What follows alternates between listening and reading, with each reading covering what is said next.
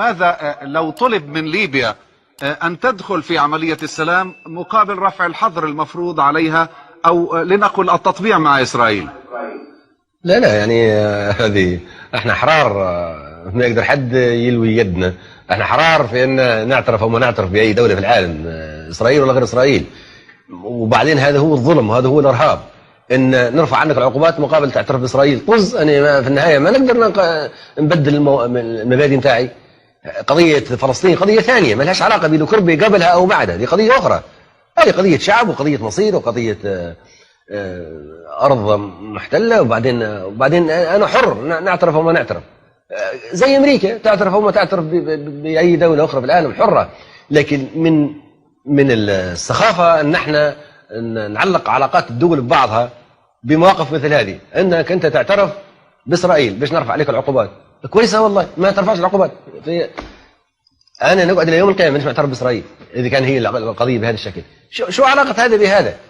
صار انت فرضت علي العقوبات واختلقت مشكلته كربي، والمخابرات نتاعك فجرت الطائره البنام وقتلت المواطنين نتاعك واسقطتها على قريه لو كربي عمدا باش تخلق مشكله ليبيا، باش تلوي ذراع ليبيا لكي تعترف بما يسمى زورا باسرائيل. الان اصبحت واضحه لما هم يضغطوا على ليبيا ان احنا نرفع عليك العقوبات لكي تعترفي باسرائيل. اذا القصه كلها مختلقه. هنا يتضح ان لو كربي مختلقه، وان المخابرات الامريكيه هي اللي فجروا الاسرائيليه، او الموساد او السي اي هم اللي فجروا لو كربي، وهم اللي ضحوا بالابرياء الامريكان وركاب الطائره 270 هم اللي قتلوهم، وهم اللي قتلوا الابرياء في قريه لو كربي.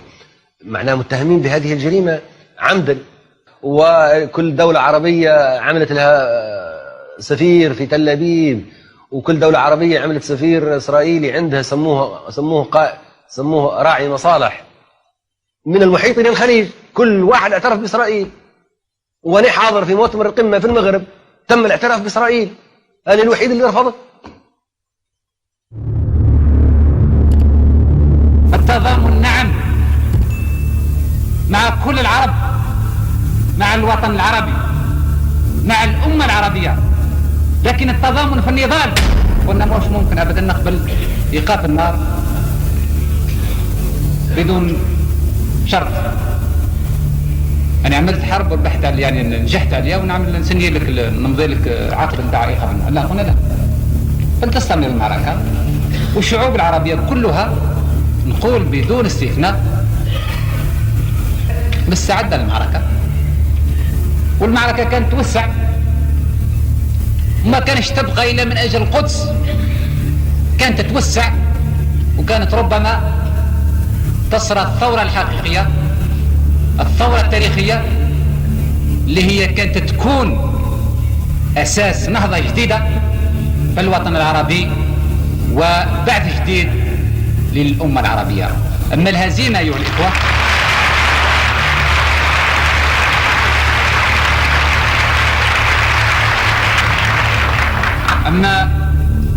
الهزيمة إذا كانت بقات وتأكدت معناها أنها تأكد بصفة نهائية، بصفة لا تدع مجالا إلى الشك والخلاف، أن ما يسمى بالأمة العربية أو ما يسمى ببعث عربي جديد أو بنهضة عربية جديدة معناها انتهت.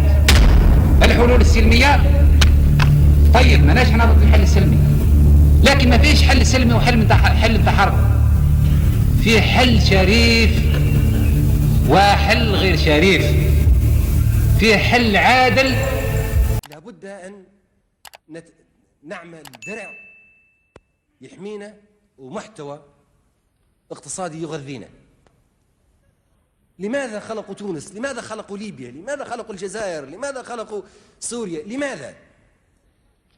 لكي تبقى هذه الأمة مشلولة، غير قادر على توحيد الماء، غير قادر على توحيد الغذاء، غير قادر على توحيد اليد العاملة، غير قادر على توحيد حتى أفكارها. ولماذا تبقى يريدون لها أن تكون مشلولة؟ لكي يتمكنوا هم فقط من العمل بجدية، أما نحن نكون مشلولين. هذا تونسي ما هو ليبي. منين جت كلمة تونسي؟ هذه مدينة اسمها تونس، أما البقية عرب. منين جت كلمة ليبيا؟ كل شمال أفريقيا كان اسمه ليبيا. عام 1912 فقط سمعنا بكلمة ليبيا. نحن مش ليبيين. مش تقولوا أنتم ليبيين؟ احنا ما ليبيين، احنا عرب. ليبيا ماناش عارفين منين جت، ممكن افريقيا كلها كان اسمها ليبيا. الجزائر هذه مدينة الجزائر فقط. من الذي عمل هذا الشكل وسماها الجزائر؟ الاستعمار. من الذي عمل المغرب؟ ليست هناك دولة اسمها المغرب، هناك فاس، مكناس، مراكش. حتى الآن باللغات الأجنبية يقولوا مراكش، مروكو، ما عمر ما يقولوا المغرب. هكذا كنا. مصر ماذا تعني مصر؟ تعني القاهرة فقط. نعرف القاهرة، نعرف اسكندرية. أنتم كنتوا تمروا على ليبيا، ما يسمى بليبيا الآن، بدون جواز سفر. تذهبوا إلى الحج بدون جواز سفر. لما جاء الاستعمار الغربي